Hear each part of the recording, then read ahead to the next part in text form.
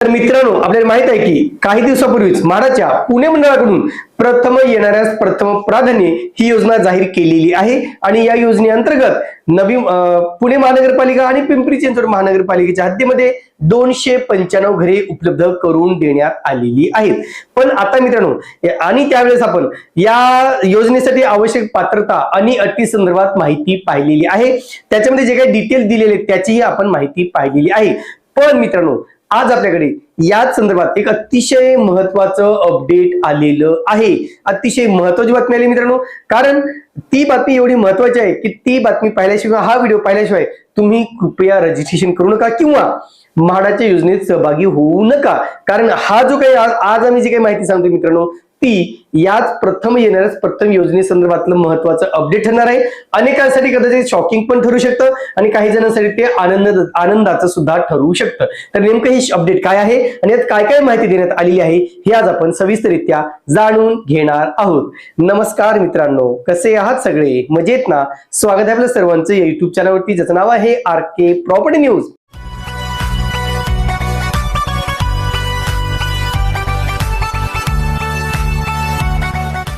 सगळ्यात महत्त्वाचे जे काही अपडेट आपण देणार आहोत मित्रांनो, त्याच्यामध्ये म्हाडाच्या योजनेसंदर्भात म्हणजे प्रथम येणाऱ्यास प्रथम प्राधान्य या योजनेच्या अटी आणि शर्ती बघितल्या तर आपण त्याच्यात पूर्वी सांगितलं होतं की ज्याला यापूर्वी म्हाडामध्ये घर मिळालेलं आहे किंवा ज्याचं पुण्यामध्ये ऑलरेडी पहिलं घर आहे अशी लोक या ठिकाणी अर्ज करू शकतात, असं आम्ही एका व्हिडिओमध्ये सांगितलेलं होतं. त्यासाठी आम्ही संदर्भ घेतलेला होता बुकलेटचा, माहिती पुस्तिकेचा.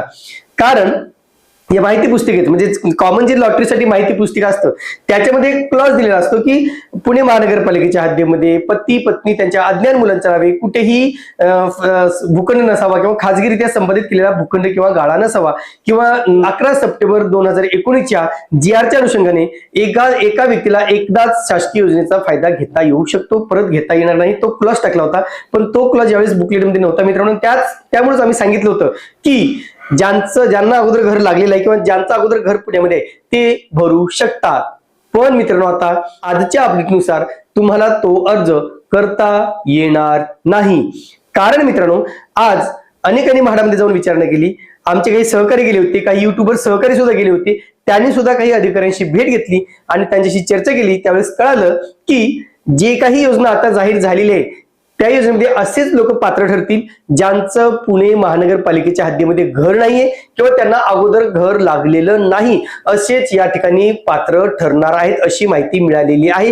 आणि म्हणून मित्रांनो, मागच्या व्हिडिओच्या अनुषंगाने आम्ही हे स्पष्टीकरण देतोय की अशा प्रकारे म्हाडातून आपल्याला माहिती मिळालेली आहे. आणि इथेच मित्रांनो, आपल्याला एक कमेंट सुद्धा आलेली आहे. ती कमेंट तुम्हाला मी दाखवतो, वाचून दाखवतो, तुम्ही बघा काय दिलेलं आहे कमेंट मध्ये. तर पहा मित्रांनो, कमेंट काय आहे, निलेश बाविस्कर या आयडीवरून ती कमेंट आलेली आहे. नमस्कार सर, मी स्वतः आज म्हाडा ऑफिसला जाऊन आलो. त्यात त्यांनी सांगितले की सदर घरे, म्हणजे मी पण पूर्वी बोललो होतो की ही सगळी न विकलेली घरे आहेत, पूर्ण असलेली घरे आहेत, असं मी त्या पहिल्या दिवशी सांगितलेलं होतं की त्यांनी सांगितले की ही घरे पडून राहिलेली नसून या ठिकाणी जुने विजेते अर्ज करू शकणार नाहीत, असे पुणे म्हाडामधील रामचंद्र भोसले साहेबांनी स्पष्ट केले आहे. काय स्पष्ट केलंय की ही घरे पडून असणारी नाहीत. आणि दुसरी गोष्ट की ज्यांना पूर्वी घरे लागलेली आहेत किंवा जुने विजेते या लॉटरीसाठी अर्ज करू शकणार नाहीत. याचा अर्थ असा आहे मित्रांनो की आम्ही जे काही व्हिडिओ बनवला होता त्याच्यानुसार जर तुम्ही पाहिलं की आम्ही बोललो होतो की तुम्हाला ते करता येईल, पण आता मात्र म्हाडातून मिळालेल्या या बातमीनुसार तुम्हाला जर म्हाडामध्ये घर लागलं असेल, तुम्हाला पुण्यामध्ये घर लागलं असेल, तुम्हाला पूर्वी म्हाडाचं कुठेही घर लागले असेल, मुंबई पुणे कुठेही, तर तुम्हाला या ठिकाणी अर्ज करता येणार नाही. बसला का नाही धक्का? म्हणजे ज्यांची इच्छा होती, ज्यांचं अशी इच्छा होती की मला घर असताना, पहिलं घर असताना दुसरं घर घ्यायचंय, त्यांच्यासाठी हा धक्का असू शकतो. पण तिथेच ज्यांना खरंच घर घ्यायचंय, ज्यांना घरच नाही, त्यांच्यासाठी मात्र हा आनंद, हीच बाब आनंदाची ठरू शकते. का तर त्यांचा चान्स वाढेल, त्यांना घरे घेण्याची किंवा घरे मिळण्याची जास्त संधी उपलब्ध होऊ शकते. आता आपण महत्वाच्या विषयावर येऊ की नेमकं हा जो काही क्लॉज आहे मित्रांनो, त्या क्लॉज वरून सध्या अनेक जण कन्फ्युज आहेत. अनेक जण आम्हाला सुद्धा फोन करतात की सर, एकदा मला एका लेडीजने फोन केला की सर, म्हाडामध्ये आम्हाला पूर्वी घर लागलेलं आहे, तर आम्ही या पुण्याच्या लॉटरीसाठी किंवा फर्स्ट कमसाठी अर्ज करू शकतो का? तर मी हो करू शकतो. पण त्यांनी प्रत्येक प्रश्न केला की सर कृपया तसा एक मेसेज टाकाल का मला की तुम्ही अर्ज करू शकता?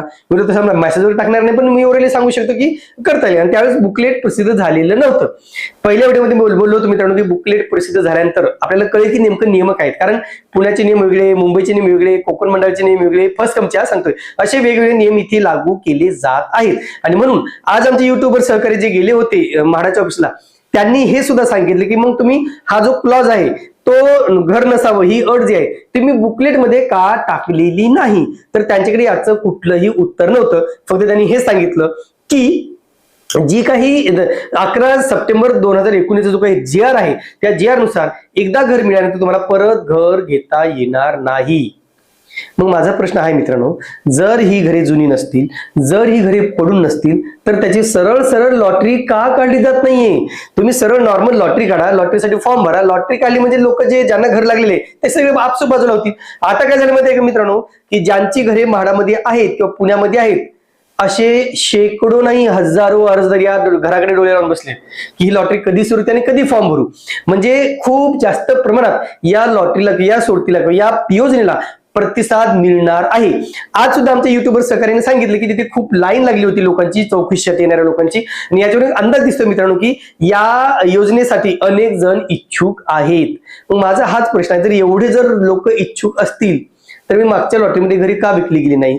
आणि जर समजा ही मागच्या लॉटरीत न विकलेली घरे नसतीलच तर मग त्याचा समावेश नवीन लॉटरी सोबत का केला गेला नाही. तर अशा प्रश्न उत्तर कदाचित त्यांच्याकडे असेल किंवा नसेल. असेल तर म्हाडाने तसं स्पष्टीकरण द्यावं किंवा एखादे प्रेस नोट काढावी की बाबा अशी अशी माहिती आहे ते या नियमानुसार, किंवा सोशल मीडियावरती युट्यूबवर खोटी माहिती पसरत असून त्यांचं न ऐकता तुम्ही आम्ही जे काही प्रेस नोट रिलीज केलेली आहे की तुम्हाला एकदा लॉटरी लागल्यानंतर पुन्हा घर घेत म्हणजे म्हाडाच्या प्रथम येण्यास प्रथम प्राधान्य योजनेत एकदा घर लागल्यानंतर परत घर घेता येणार नाही असे प्रेस नोट करायला काय अडचण आहे. ते पण ओरली सांगतायत की असं असं आहे, पण तुम्ही पब्लिश करा ना, काहीतरी माहिती पब्लिश करा, काहीतरी सूचना पब्लिश करा, जेणेकरून लोकांना सुद्धा कळू द्या. आता लोक कन्फ्युज होण्याचं दूर सोडा, लोक तर कन्फ्युज होत आहेत मित्रांनो, तर आम्ही स्वतः कन्फ्युज झालेलो आहोत. कारण की नॉर्मल लॉटरीचा क्लॉजच त्यांनी म्हाडाच्या या फर्स्ट कम फर्स्ट सर्व्ह मधून काढून टाकलेला आहे. आणि त्याचाच आधार घेऊन मी सांगितलं होतं की तुम्ही जर घर लागलं असेल तर तुम्ही ते घेऊ शकता. आणि म्हणून हीच बाब ओरली सुद्धा म्हाडामध्ये बोलली गेली आहे की तुमचं घर असेल तर तुम्हाला अर्ज करता येणार नाही. पण त्या संदर्भातलं लेखी पत्र, लेखी क्लॉज द्यायला कुणीही तयार नाही. मग आता हे जे काही कन्फ्युजन आहे ते कसं मिटेल, कन्फ्युजन ते कसं सुटू शकते. तर म्हाडाने त्या संदर्भात काहीतरी बाईट द्यावी, काहीतरी सांगावं की बाबा नाही तुम्हाला भरता येणार नाहीत, म्हणजे ऑन रेकॉर्ड सांगावं. असं म्हणजे ओरली कोणतरी गेला आणि त्याला काहीतरी सांगितलं असं नको व्हायला पाहिजे. एक प्रेस नोट काढा, तुम्ही एखादा शॉर्ट व्हिडिओ बनवा, रील बनवा आणि टाका की असं असं आहे. मागच्या वेळेस काय होतं मित्रांनो की आम्हाला सुद्धा खूप भीती वाटते. मागच्या वेळेस एक युट्यूबरने काहीतरी खोटी माहिती दिली होती, 80 लाखाची घरी 28 लाखामध्ये असा काहीतरी व्हिडिओ बनवला होता. आणि त्यावेळेस सुद्धा त्या युट्यूबरवरती गुन्हा दाखल केला होता की तुम्ही खोटी माहिती दिली म्हणून. पण असं इथे होऊ नये हा आमचा उद्देश आहे. आणि मी परत सांगतोय, आम्ही फक्त बुकलेटचा आधार घेऊनच ती माहिती दिलेली होती. तरी सुद्धा जे लोक ज्यांचं पुण्यामध्ये घर आहे, ज्यांना म्हाडाच्या लॉटरीत घर लागलेलं आहे, कृपया आता त्यांना कुठेतरी थांबावं लागणार आहे. त्यांना आता अर्ज करता येणार नाही. दुसरं असं आहे की माझ्या त्या युट्यूबर सहकार्यांनी ऑनलाईन सुद्धा चेक करून बघितलं की तुम्ही जर घर असेल म्हाडाचं पूर्वीचं तर ते अप्लाय काही होतं का, तर अप्लाय होत नाही, ती पुढे जात नाही. त्याशिवाय डोमिसाईलचा सुद्धा इश्यू आहे मित्रांनो. डोमिसाईलचा कुठलाही उल्लेख नसला तरी तिथे मात्र डोमिसाईल सबमिट करावं लागत असल्याचे अनेक काही क्लॉज आहेत. आता हे सगळं क्लिअर कधी होऊ शकतं, त्याचा प्रॉपर अभ्यास करून, त्याचे डिटेल बघून, त्याच्या संदर्भात म्हाडाकडून काहीतरी अधिकृत माहिती आली तरच हे कन्फ्युजन दूर होऊ शकतं. तरी सुद्धा म्हाडामध्ये अर्ज करण्यापूर्वी तुम्ही या बाबीचा नक्कीच विचार करा. तुम्हाला म्हाडात अगोदर घर लागलं असेल तर कृपया तुम्ही या योजनेमध्ये सहभागी होऊ नका. तुमचं इतर ठिकाणी कुठे घर असेल कृपया या योजनेत तुम्ही सहभागी होऊ नका, जेणेकरून तुमचं आर्थिक नुकसान होणार नाही. तुर्तास मित्रांनो इथेच थांबतो. पुन्हा भेटूया एका नवीन व्हिडिओसह. तोपर्यंत आपली रजा घेतो. धन्यवाद.